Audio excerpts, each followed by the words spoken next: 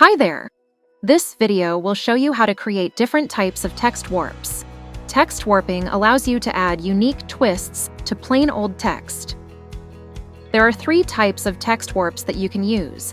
Generally preset text warps with a mesh, and with another object. To use general preset text warps, begin by going to the top menu and selecting Object. From there, click Envelope Distort and Make with Warp. With this, you are able to select preset warps by Illustrator. Begin by selecting your desired style. From here, you will be able to use the sliders to change the specifications of the warp until you have found what you desire. To make changes to the text, you can double-click the text and edit the text accordingly. To have a little more control of your distorts, you can use the text warp with a mesh.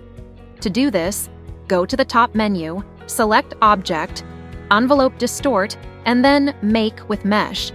From here, you would be able to control the amount of rows and columns of your mesh. Once you're happy with this, you can individually drag points on the mesh to distort your text exactly the way you want. After applying this text warp, you are still able to edit the text. Finally, if you have a shape of what you want your text to fit into in mind, you can use Mesh with Top Object. Begin by creating the desired shape. If you need your text to fit in multiple rows, you will need to split the shape. You can do this by using the knife tool and cutting where you would like it to split. From there, type out the text you would like to use to warp and fill the shape. Select the text and the shape you would like it to fit into, and go to Object, Envelope Distort and Made with Top Object, making sure that the shape is on top. If not, you can do so by going to the top menu and selecting Object, Arrange, Bring to Front. Repeat this process until you have filled all the shapes. After applying this text warp, you are still able to edit the text.